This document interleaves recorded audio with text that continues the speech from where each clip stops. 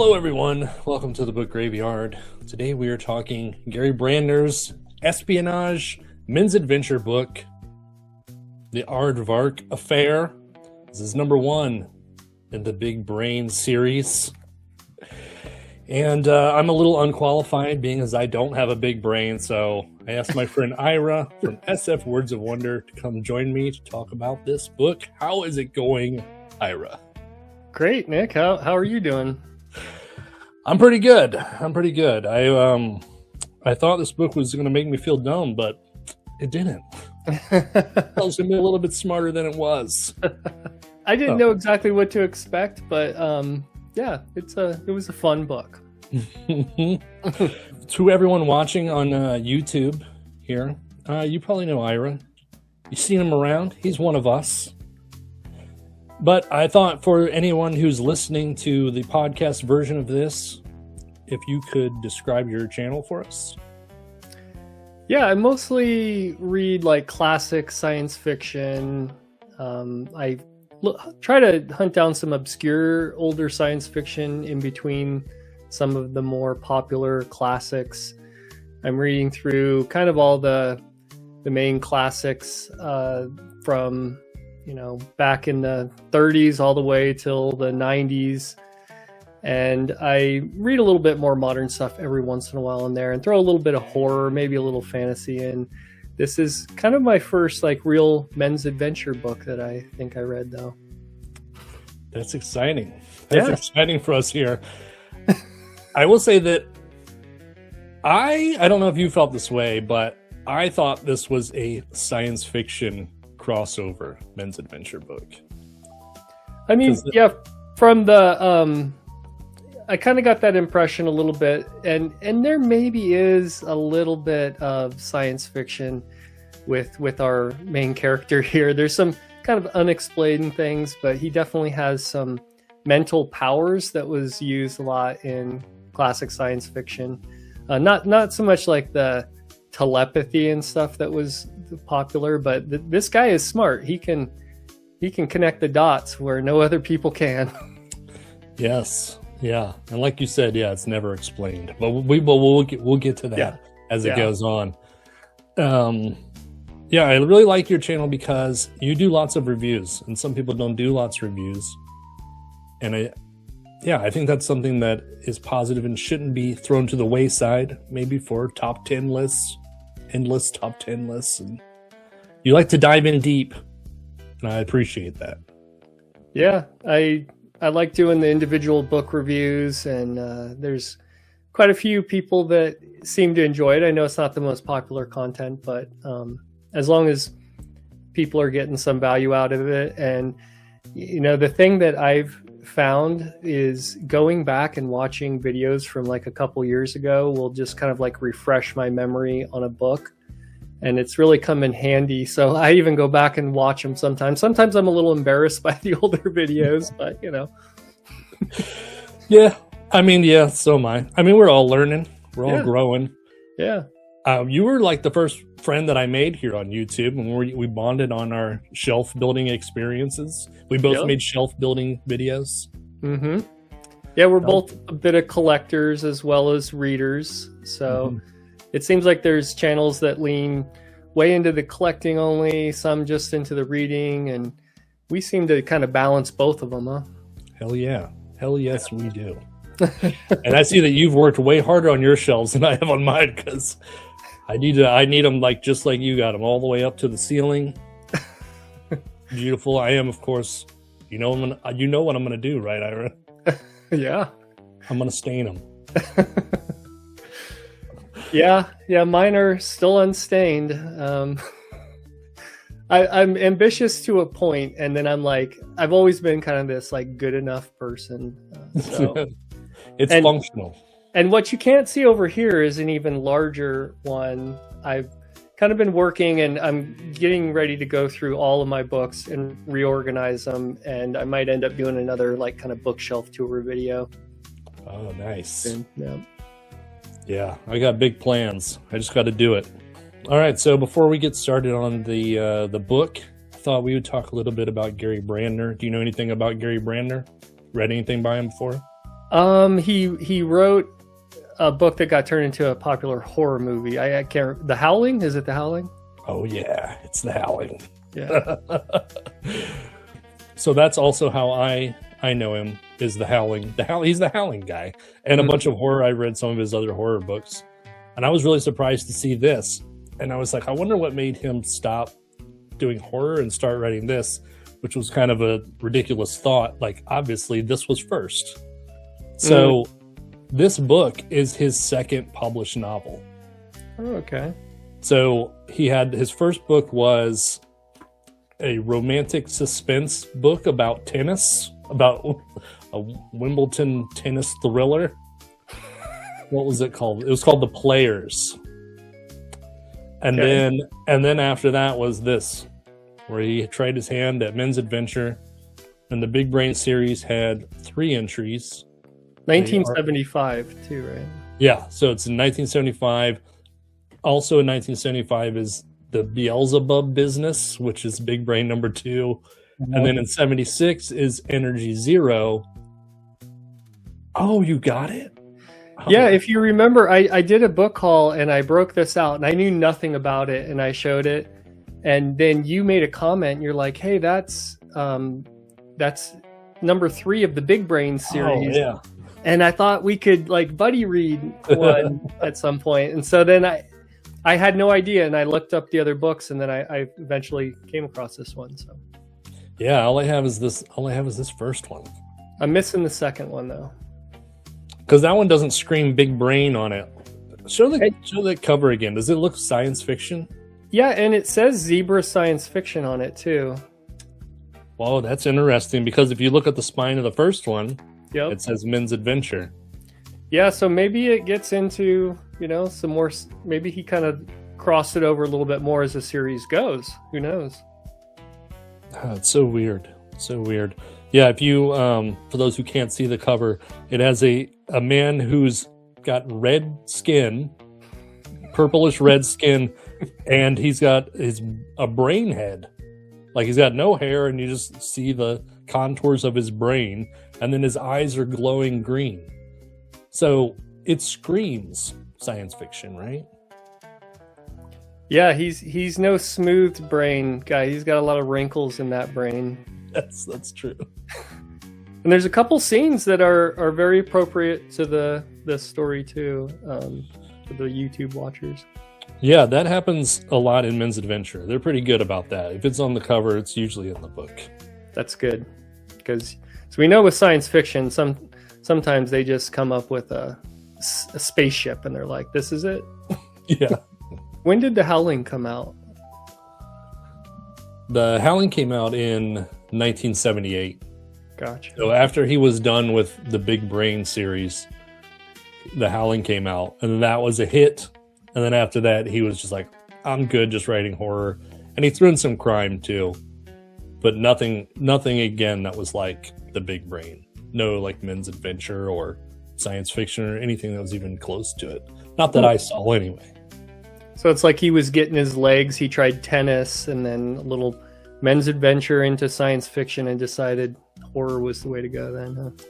Yeah, he just kept doing it until he had a home run. Yeah, they did that Howling movie pretty quick too. Yeah, I haven't seen the movie or read the book, so might have to check it out. Oh my god, it's awesome. All right, so you ready to dive in to the Big Brain there? All right. Yeah. So I'm gonna give the plot overview, and then we'll go into we dig a little deeper as we go in through the chapters. Is that cool? Yeah. All right. So the plot overview is our protagonist, Colin Garrett. He was a sheltered boy genius, encouraged by his intellectual parents. After college, he joins the army, where the brass learns about his super intelligence skills. He bows out. He's not interested.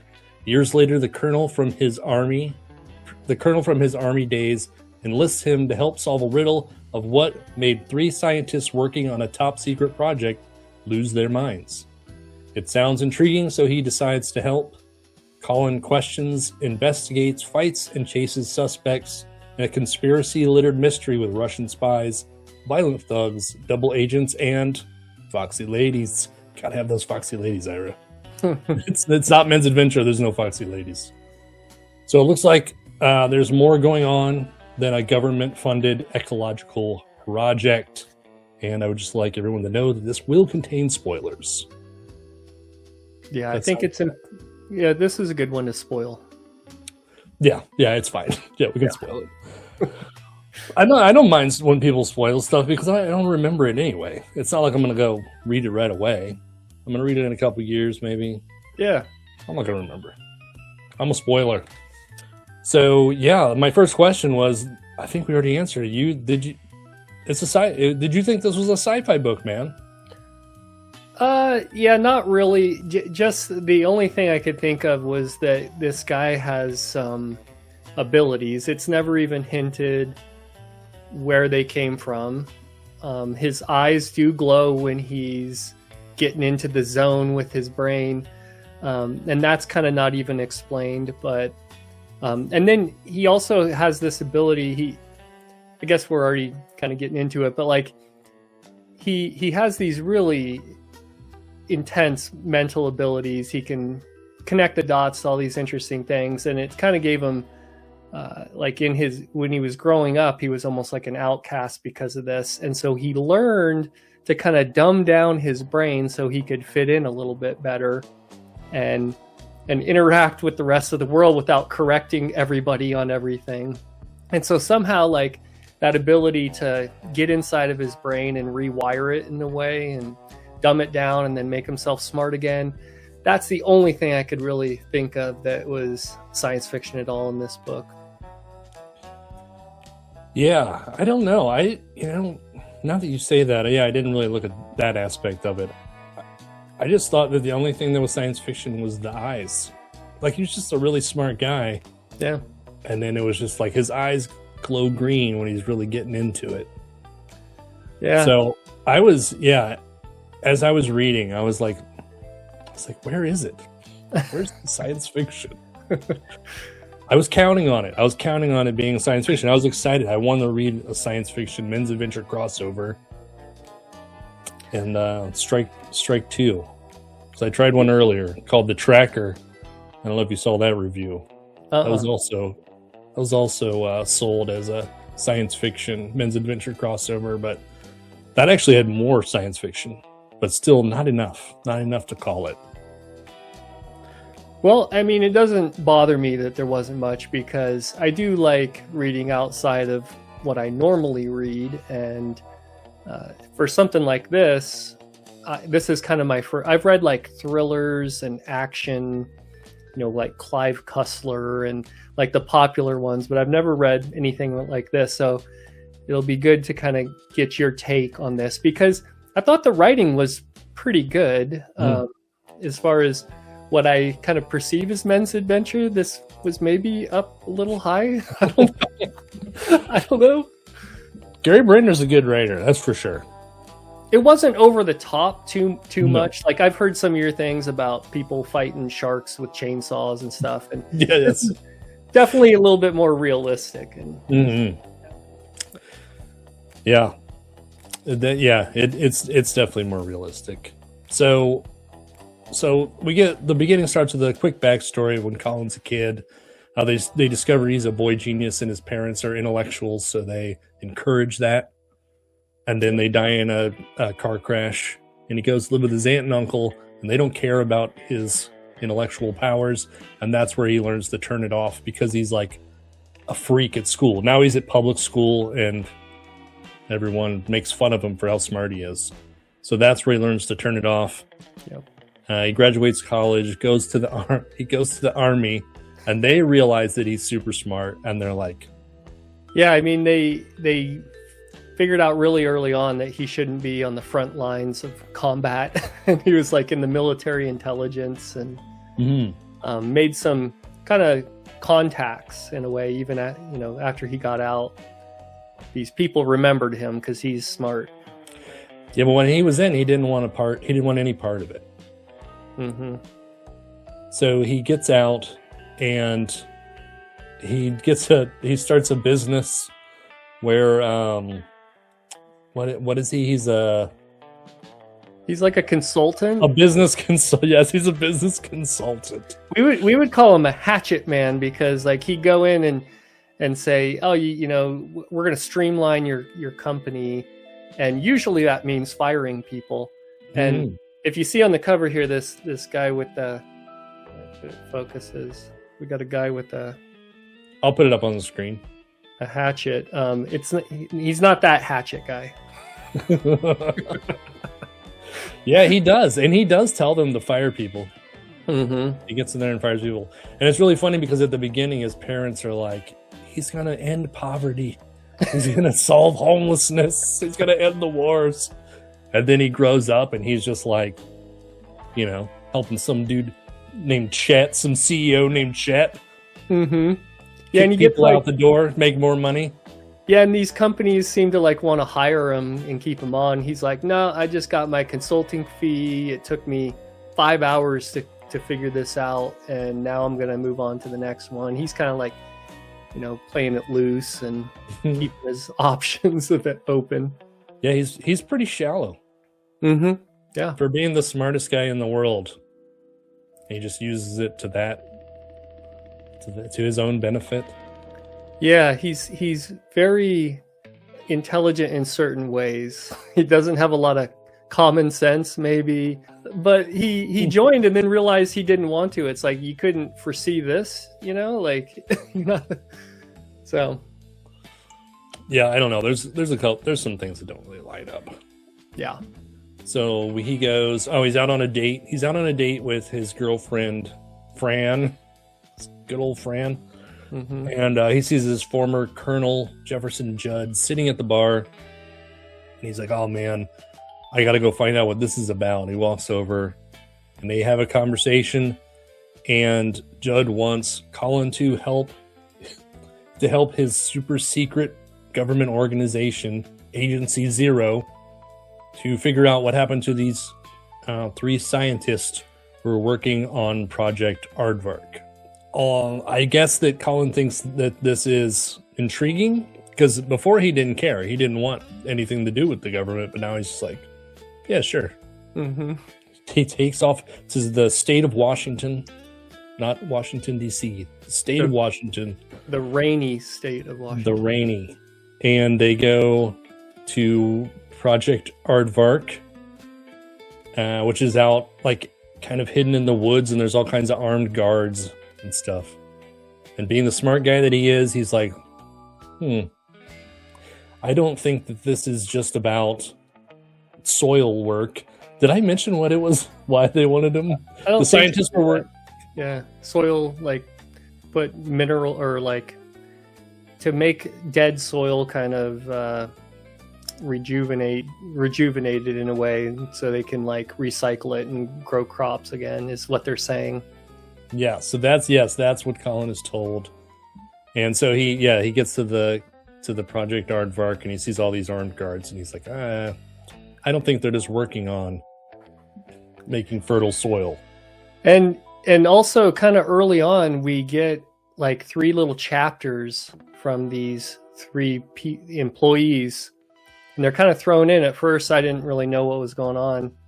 But they're kind of their firsthand account of them kind of losing their minds in a way. And so you get a little bit of the backstory about those employees. At the Aardvark, we meet a bureaucrat named McCall, who's in charge of the operations. And then we also meet a reporter that's there named Kittrick. McCall doesn't really matter so much, but Kittrick comes in pretty much throughout the rest of the story.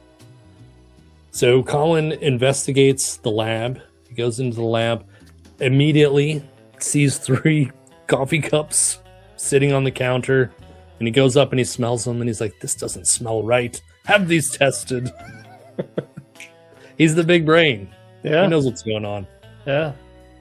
And then he's like, okay, can you show me the scientists now? And then we get to go into the infirmary where the scientists are. I think 2 of them are just kind of like laying in bed, like babbling. They kind of just describe them as zombies. Yep. But then one of them is like rocking back and forth. And And Colin's like, how are they doing? And they're like, well, these two are like pooping their pants. Like, it's no good. But that guy, he goes to the bathroom, so he's doing a little bit better. Mm-hmm. And what did you think when that revelation was occurring? Well, how big of a brain are you, Ira? Did you figure it out? Well, I kind of figured something out. Even on the back, it says that, you know, he figured out that one of these people was faking. It says it right on the back. So, like, when I read that, it's like, okay, I knew something. So I was already alerted to that. And I thought... Never read the back before you read the book. So I thought that was too obvious, you know? And so then he does this little thing where he knocks over a weapon, and you're like, why did Brander write that and make such a big deal out of it? And so that turns out to be kind of this like test that our main character Colin was doing to figure out who was faking, basically. Who reacted, yeah. Yeah. So, yeah, the guy who is not pooping his pants and the guy who's reacting to the sounds. Yeah, and to explain that a little better, like they say, you know, they have a delayed reaction and someone claps, and they all kind of react slowly to that. So then Colin knocks over a gun, so it's a sudden thing, and the one guy who wasn't pooping his pants like looked over really quick, and he's like, yeah, he's faking. I like that, number one, there's just a gun leaning against the wall. Like, that guard's just like, whatever. And then number two, he's just like, oh, don't worry, it's not loaded. Yeah. It's like, so they have this conversation about it not being loaded in front of this guy that he knows is faking it. Mm-hmm. Which he does hate on himself later on. He's like, how did I miss that? I can't believe I did that. So he goes in and tells the bureaucrat guy, hey, this guy's faking. But the bureaucrat guy was on the phone or something, so he was like, put it off. So it had plenty of time for the guy who's faking to escape, because there's no bullets in the gun. Yep. Noel Dempster, that's his name. Yeah, there's a lot of weirdness going around with this part, because it's like, you figure, I don't know, like, was he really being held there? I mean, one armed guard, I don't know. It didn't seem like it was that guarded or whatever. And then, well, I guess we could get to it later, but like later they're talking like he's never seen, like Colin's acting like this guy has never seen him. And it's like, you were there, like assessing him. Do you remember that part? Yes. Yeah. I have it written down when they're in Honolulu. Yes. Yeah. So like, there's a lot of weirdness about this scene, and yeah, it was very convenient that the guy who was running the show here didn't have time for him, and then the guy escapes. And so you're already seeing conspiracy here. Are you already seeing double agents? Are you in that mindset where you're like, I'm reading a spy book, I'm looking for this stuff? Kind of, but I guess we'll get to it later. He kind of threw me off a little bit. I was thinking someone else was in. So the beginning here is sort of like the unveiling, and it reminded me definitely more of a hard-boiled private detective story than an espionage book. In my experience, it was way more like a detective story. Yeah. So the way he's going around deducing from the coffee cups, and then figuring this guy's faking, and putting it all together. Yeah. Mm-hmm. Yeah, there was a lot of mystery to it, is what I'm saying. So he goes, and then the whole time you kind of know something's up with Aardvark. They're doing something besides soil, and they kind of claim they were using some like lasers and stuff, you know. So like right off the bat, you're like, lasers, okay. I love the laser stuff. It's so 1970s. I'd say more 1960s, but whatever. Yeah, there's all kinds of. There's this part where Colin starts going off about lasers when the bureaucrat guy's like, "Who are you? How do we know that we need you?" And he's like, "Laser, blah blah blah blah blah blah blah blah." And I was like, "Oh, finally some big brain stuff." Yeah, Colin, he does that a few times. I call it brain flexing, because he comes in like acting, he's trying to be like socially acceptable and like trying to talk to people in a normal fashion, and then they say something about something and kind of challenge his intelligence, and then he goes all off, and then they whoa. It's pretty comical. I thought it was good. Yeah, for being called the big brain, I thought that he was going to do some more smart things than he does. So the guy Dempster has escaped, and Judd is like asked Colin to help hunt him down. You got the smart guy to help hunt this guy down, and he assigns him a partner, and this partner's name is Bino, and he's a very large man. Mm-hmm. He's one of the agents, so he's experienced. And this part was just like the section you were mentioning where you're like, he's already seen him. What are you talking about? Is the Beano teaches him how to shoot a gun, because Colin's like, I've never shot a gun. Dude, you were in the army. What are you talking about? You had to go through basic training. What? He's never shot a gun. I was like, what? He does kind of teach him a little bit. Like the first time he misses the target completely, and then he shows him to hold it with two hands. And then he does a little better, but like, yeah. And Bino, his real name was like Beverly. Mm-hmm. And so it's almost like a boy named Sue. He's kind of like overcompensating for his feminine name, and he's a real manly man. Yeah, he is. He messes up a lot though. And he's not a very good agent. They become good friends though. So Bino goes off to contact the other agencies, get some information, and then Colin hunts down the wife of Dempster, the missing scientist. And they never say... Obviously, Dempster was the one who poisoned the other scientists. But they still haven't said why he did it. He's just missing. Mm-hmm. So Colin finds the wife, and she's like, I don't know where he is, but he was involved with CLEAN, CLEEN, which is an environmental activist group, Citizens League for Earth's Environmental Needs. Yeah. So, and you have to remember at this time that Colin is still being sold this idea that the project was to make dry soil fertile. Mm-hmm. So it's leading to this ecological group. And it's kind of funny because this is like 1975, and this CLEAN group, like, basically they plant trees. That's the only thing they got, I think. Yeah. There's no solar panels yet. There's other stuff. All they got is planting trees. Hey, it had to start somewhere, Ira. Yeah.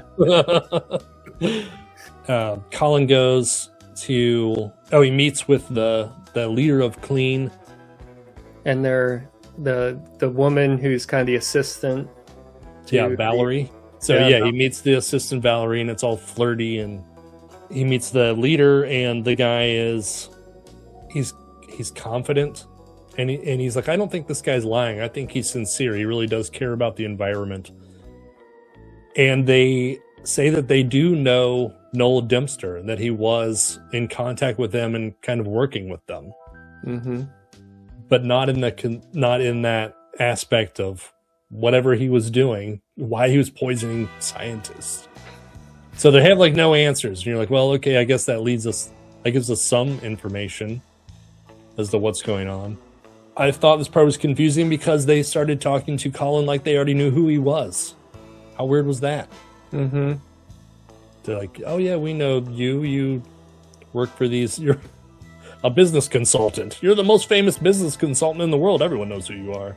Yeah, maybe he has a reputation or something. I don't know. Yeah, that wasn't really explained. Maybe, yeah, probably because he works with these big CEO business places that they're against. So maybe they know he's connected to them. Mm-hmm. I don't know. To me, I'm not very excited with the book at this point. Are you enjoying it?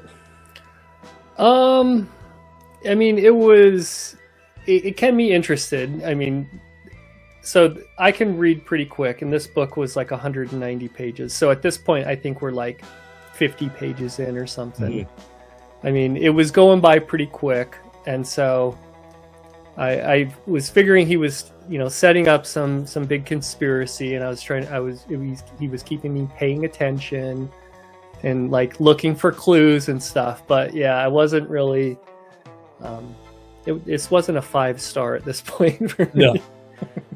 I think my biggest problem with it was it didn't seem like there was really any agency to find the missing guy. Like they were just like, yeah, we're gonna track this guy. I mean, Colin isn't an agent. It almost just felt like he was on a ride along, like in the backseat of the cop car. But everybody gives them information freely. There's no looking over credentials. There's nothing. It's just... All right, so Colin tracks Dempster to Honolulu. Do you remember how? What was it? No, I can't remember now, because somehow he figured it out. And then when he got the manifest of the flights that go to Hawaii, somehow he put it together that he was going to Hawaii. And then he looked at the list of all the people, the manifest. And of course, he didn't use his real name, but he used like an anagram of his own name. Right. And he put the pieces together. Well, here's that part where you were talking about where they're in Honolulu, they're looking for Dempster, and they split up. So he goes, what am I supposed to do if I find him? And he's like, just stick with him. He doesn't know who you are. Yeah. Yeah, he does. He saw him in the infirmary. Totally. And then he was like, by the way, here's a picture. Yeah. Yeah. So that was just like a plot. I wouldn't even call it a plot hole, just a writing mess up or something. Yeah. Just a flub. Yeah. Yeah. Flub. It was a flub. Uh-huh. And Bino goes over there with him. And we get the one of the scenes here. You can put it probably up on the screen better. Oh yeah, the bar scene. Bar, where Bino confronts Dempster. Is it Dempster? Yep. Yeah, Dempster. And then and Dempster bests him. He smashed a bottle over his head. Professional agent Bino foiled by a scientist. Yeah. In a violent altercation. Seems fishy, doesn't it, Ira? Mm-hmm. It does. And he runs out the back, and then all of a sudden he's dead in the bottom of a swimming pool. A dry swimming pool with his neck broken. Yep. Dempster is now dead. So, and I don't know. This is another funny thing, because like the police kind of like question both of them, and then they're like, yeah, your story seems legit. You guys can go. No problem. Didn't Bino pull his strings or whatever? His string? Oh, yeah. He knows everybody. His government agents, yeah. Mm-hmm. CIA, FBI, all of them. So, strangely enough, when Colin runs in and sees Dempster's body in the pool, who's standing there but the reporter, Kittrick? Mm-hmm. He's on the scene. So, there's some shade thrown in his direction, and Bino even says that he thinks that guy might be more than just a reporter. Mm-hmm. Yeah, and I guess, the whole time this reporter's been following around, tracking him. They're kind of friendly with him. They allow him to do some coordinated, effort, because this guy's trying to get the story too at the same time. But yeah, he manages to track him over to Hawaii, which seems kind of suspicious. And now he's the one on the scene when this guy dies. So yeah, definitely suspecting him for some things. Yeah. So they talk with this is just a short thing that I noticed, a small thing that I noticed. They're talking to the Honolulu captain of police, and his name is Tanaka. Have you ever seen Magnum P.I.? A long time ago. That's the detective's name. So I was like, oh man, was he watching Magnum P.I.? But it was the opposite. This was before. Oh, okay. Maybe those guys were reading Big Brain. Dude, maybe. Magnum P.I. was a detective show. Yeah. The Big Brain was a detective story. I don't know. Maybe they were fans. Maybe they were friends with Gary Brandner. So they fly back to Seattle, and Bino is like, oh, case is closed. He's like, oh, sometimes it happens. You just don't know the answer. So we still don't know why Dempster killed those scientists. What Aardvark is really about, really nothing is answered yet. We just have one dead suspect. And Colin doesn't want to give up, so he says that he will help. And they're like, okay, well, we'll just keep going. And to help, he's going to go out on his date with Valerie from Clean to try and pump her for information. Hira? Yep. So, yeah, they're having a nice time. And they're having conversations.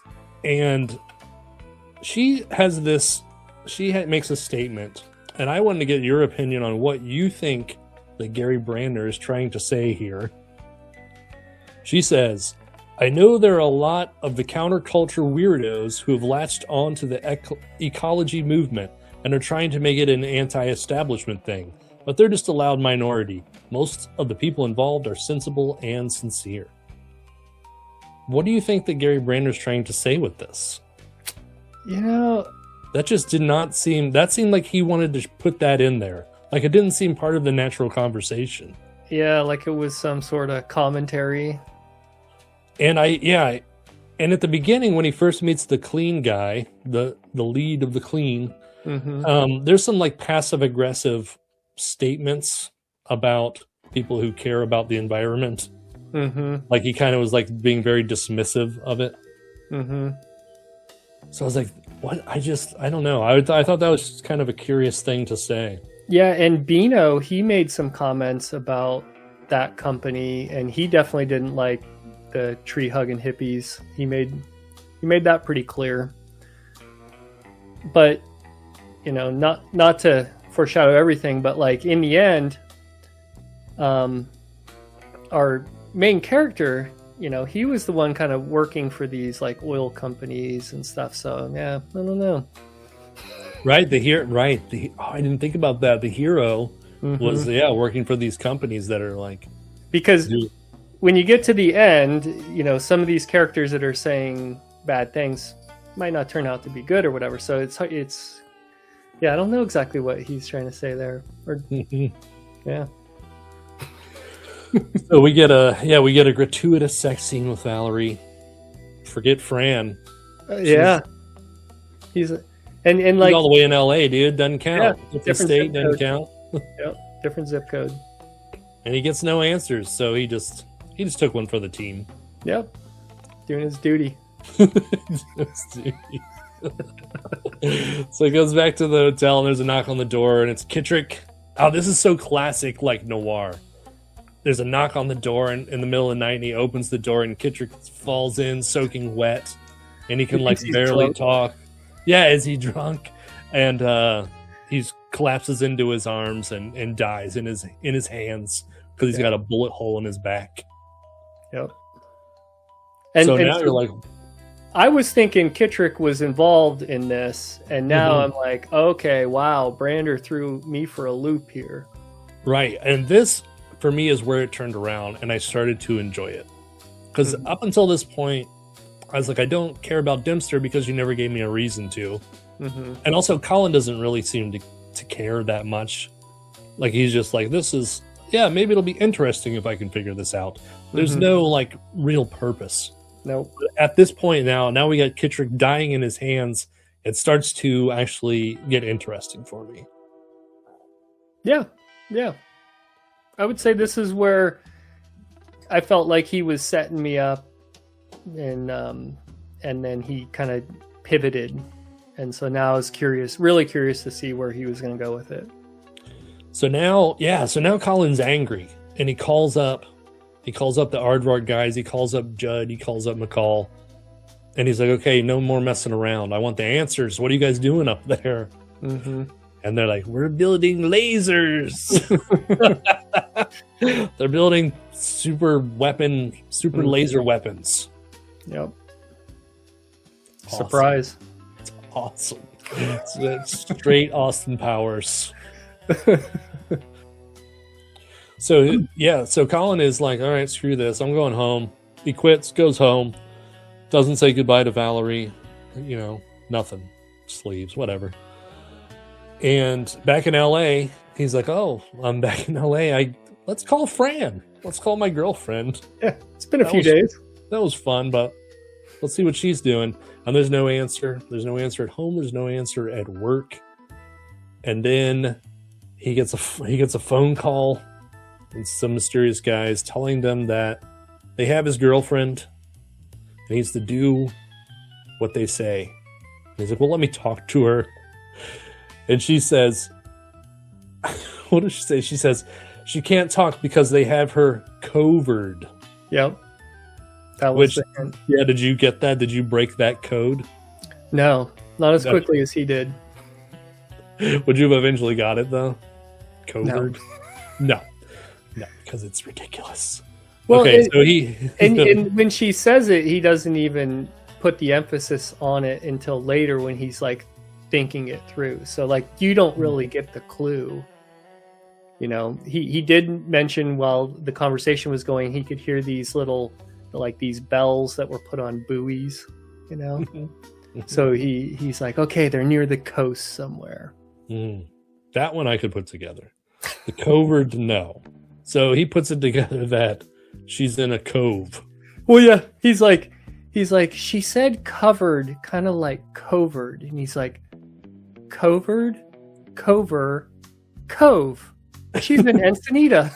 Yeah, yes. Ensenada. Yeah, she's in Mexico. Like, what the hell? And he's like, I guess Ensenada is like Spanish for cove or something. So oh my God, yeah. The connections he put it together like that, just like that. Those connections were hilarious. Yeah. So then he just drives down there and he finds the warehouse. Yep.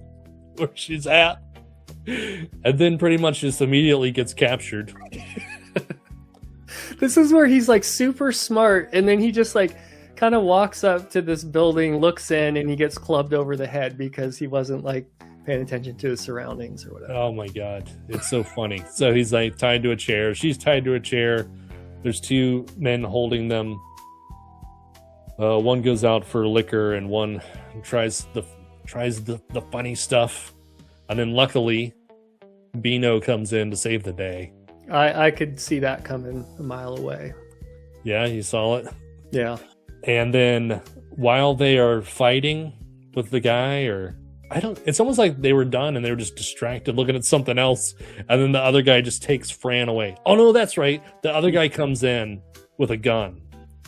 And then he takes Fran. So she's recaptured. Mm-hmm. Back to LA they go to wait for the phone call. He gets it and gets a new place to meet up. And he gets there, and who's there waiting for him? It's the guy from Clean, right? Yeah, it's the Clean guy. So is he the mastermind? Were you like, this guy?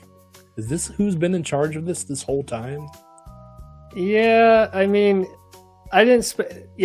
I was thinking this was the reveal, kind of. I wasn't thinking about it too hard, but I was thinking, okay. And we're getting to the end here, so I'm thinking like, yeah, this is where he was going. He doesn't like these hippies. No, he does not like the hippies. And I love that they made it like so cartoonish, where he's like sitting at a desk like, I'll get that aardvark laser and then I'll be president. Yeah. That was awesome. Uh-huh. And then, surprise, surprise, who busts through that door but finally the Russian agent. He's the one. He's even busts in. He's like, I've been in control this whole time. Mm-hmm. So the Russian, oh man, this is where it gets a little confusing. Gets a little convoluted because like the Russian he kind of kicks this Clean guy to the side. He's like, you were just a tool. You know, basically everybody's been a tool so far and all dispensable, you know? And so he doesn't care about him. And he's like, you guys, we're gonna, I'm gonna leave, and this guy's gonna shoot the Clean guy and our main character. Yeah, just dispose of him. Oh, and we forgot to mention who walks in with the Valerie. Russian. Yeah, Valerie. She was a secret agent. Mm-hmm. And she's Russian. Her real name is something Russian. Very Russian. Okay, it's in line with the book. Yeah. It's close enough. So yeah, they leave. Yeah, and they leave. Shoot these guys after I leave, which always works out. And they shoot the clean guy right away. He's dead. He's crying. He's peeing his pants. And Colin somehow gets the gun and shoots the guy. Yeah, well, his arms and legs are tied to the chair, but he the way it's explained, he lifts up on his feet on the chair and starts running, but his legs are tied to the chair. It's like, could you imagine that? You're kind of shuffling, and he rams them and then gets himself untied very easily, and gets out of it. It was fun. I'll give him this. It was fun. It was fun. So Fran has been released from the guy that was holding her, and she's back with Judd in protection. They're protecting her. And then they capture the Russian before he leaves. Right when they're on the plane, they go get the Russian, and he's the one who has all the laser information. And then Colin's like, "Did you get Valerie?" And they're like, "Who?" So Valerie's on the plane back to Russia with the laser information. Yep. They're going to start a massive war, Russia and the U.S. Yeah. That's what you would think. Yeah. But then Colin chuckles, "Oh, you idiots. Your stupid laser didn't work in the first place." Yeah. He knew all along. Yep. Yeah, he had the two pieces of information, the plans and the code, which they had kind of kept separate because this was a very deadly weapon, and that's what everyone was trying to get. And he put the code over top of the information and realized that this laser was not going to work. That was pretty cool. I'll give him that. I didn't see that. But he just let the whole thing play out, a lot of people died. He could have just said, "It doesn't work, guys." He put his girlfriend in danger for no reason. He's not a very good secret agent.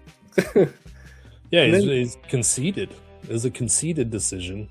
Yeah, just to show them all up at the end. You guys running around with your lasers. And there's one final reveal too. Mm-hmm. Do you want to handle it? You're excited about it, I can tell. So I was bummed about this one because I kind of liked Bino. I mean, he had his pros and cons, but they were friends, and he shows up to say goodbye to Bino. Like, wow, what an adventure we had. Bino's getting ready to leave town or whatever, and he said, "Oh, let me go grab some." Bino goes and grabs some whiskey and pours him a couple glasses. Let's toast to our fun adventure we had. They both take a swig, and then Bino's like, "Hey, now I got to tell you, I'm an undercover agent." And I forget. I mean, he was working for the Russians too, right? Yeah, he's a double agent. Yeah, he's a double agent, and he's like, "And I just gave you the poison that we fed those scientists in the beginning to turn your big brain into a big pile of mush." Mm-hmm.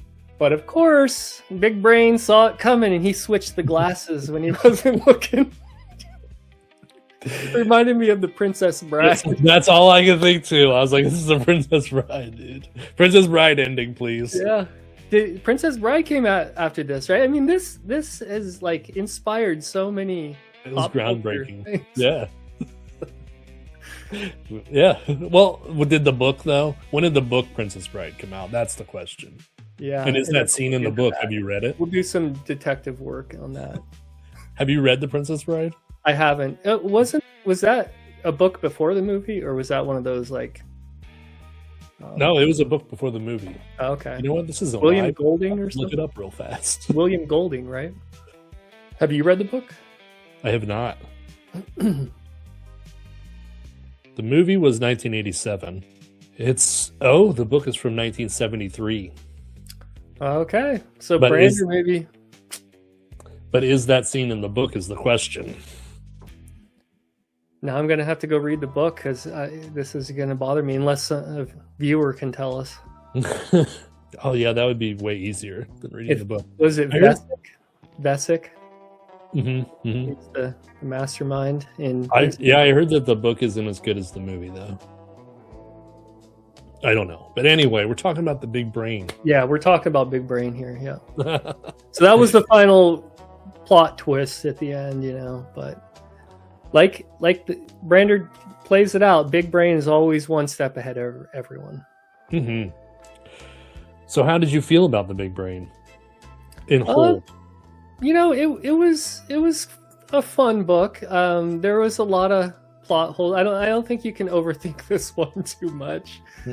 There was a lot of things that were odd with it, but overall, it was entertaining.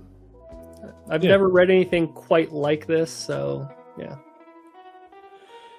Yeah, it was all right. I definitely was not enjoying it at the beginning. I was getting a little frustrated, like this is so boring. But then once the reporter died, I was like, here we go, let's go. And then it was fun, and then it was silly fun. Mm-hmm. I don't think it's a very good representation of men's adventure, though. Okay. It's a little different. Like you said, I don't remember if that was before we hit record or not, but usually the books that I talk about the men's adventure, they're way over the top. What did you say? Killing sharks with chainsaws? Yeah. Yeah, stuff like that. There's nothing like that here. This is more of like a Mickey Spillane or something. I was kind of hoping for that, but there was some absurd things. Like I wrote down a couple other things. Like at one point when Colin flies to Seattle and he gets picked up at the airport by the head of Aardvark, I think it is, and they're walking out to get into the car, and this plane comes out and tries to like run him down. Oh yeah. And they're like, they had to like dive down, and then this plane, the plane stops, the guy gets out, he jumps the fence and he goes and runs away, and they're like, wow, that guy tried to kill us, huh? Oh well, okay, let's go to Aardvark. Just like nothing happened, so like there was definitely some absurdity thrown in that I thought was pretty funny. And just like how he was always one step ahead, like that stuff was kind of comical to me. So now that does happen in men's adventure. They're always the best and they're always the smartest. Yeah, and he didn't spend a lot of time. He could have made Colin kind of figure out all these options and come to this logical conclusion, and it probably would have taken up a lot of time and a lot of reading. I kind of liked how he was efficient with just following the steps. This is how I find my lost girlfriend. Like he just went straight to it. So at least he kind of kept the book nice and concise because of that. And it made it different too than a regular detective story. Yeah, made it stand out. Yeah. Yeah, it was okay. It was all right, but I definitely think that he's a much better horror writer. Yeah, it'd be interesting to check out his horror, and then if I found the second book, I'd probably get it. And this with it saying it's zebra science fiction, and on the bottom it says Colin Garrett wages a war of wits in a world without electricity. So maybe it's in some sort of like future where something happened to the electrical grid because all the hippies or something. Maybe it's like the escape from LA when he hits the EMP button. Yeah, just knock the whole grid out. That does. I know. Now I'm very curious. How science fiction does it become? Yeah, maybe that's the crossover. Is you have to read the whole trilogy or something. But it's like a little palate cleanser. I didn't think it was bad. I didn't expect it to be like literature, of course, but like I was hoping it was a little bit more over the top because some of those things I've heard you talk about in men's adventure sound pretty fun. Yeah, it was. Yeah, it was pretty on the ground. Yeah, I didn't. The only thing weird was the emerald eyes. Did we even talk about that much? The emerald eyes? A little bit in the beginning. Just that's kind of the only, and it's never really explained. His parents were I think they were on like fertility drugs or something, and one was a doctor, one was a lawyer, and then he was reading by age 2 and everything, but there's never any indication that there's like some alien presence or some other thing that is making him extra smart besides just being nurtured that way. Yeah, it was not explained. But then the eyes kind of make you wonder, like, well, why do his eyes glow when he's in the zone, basically? It's not all the time, but it's like if he really has to think something through, then his eyes start glowing. I wonder if it's answered in the second one. Could be. Now you're intrigued. Yeah.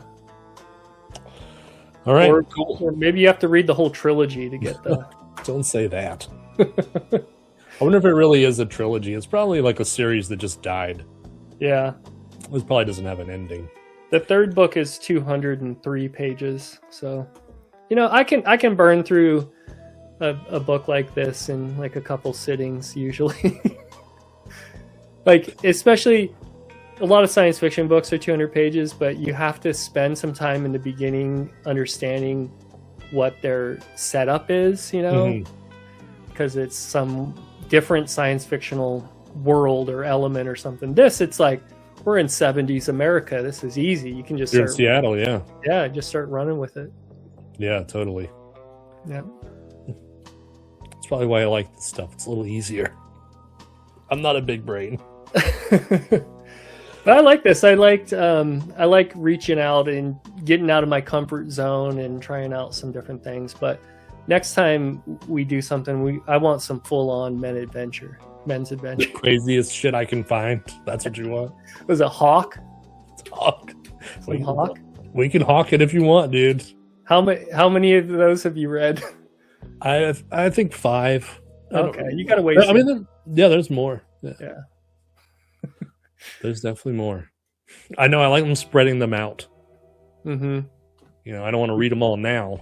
You don't want to binge it. Yeah, exactly. You'll run out of Hawk, and then what am I gonna do? Yeah. All right, cool. Well, let's wrap it up here, brother. Thank you. Yeah, and maybe next time we'll get you on my channel with a better science fiction book. Because for people that are keeping track, originally Nick came on. I came on Eebs, I think, originally, and then I had Nick on my channel, and we read The Black Cloud by Fred Hoyle. And I think we were both a little underwhelmed by that one because it was kind of billed as a post-apocalyptic book, and it was kind of dry and boring. I'll even agree, and I'm a big science fiction fan. So I'll do a little research and throw out something a little bit more interesting and a little more action-packed. I got a little flack on when I rated all the books from last year, and I put The Black Cloud down and I said it. I got a little flack in the comments. There's people that really like that book. Yeah, I mean it's definitely one of those like idea books, but when you look at other people's reviews, a lot of people fail to mention that it's really scientists just sitting around talking. Yeah, yeah, it's kind of boring. Yeah, totally. It's a very idealistic book. Yeah. But all the things that are going on are interesting if you're into that, I guess. But yeah. Mm-hmm. But yeah, this was fun, Nick. Hell yes. All right, well, let's just close it out. All right. Bye, everybody. Thanks for having me on.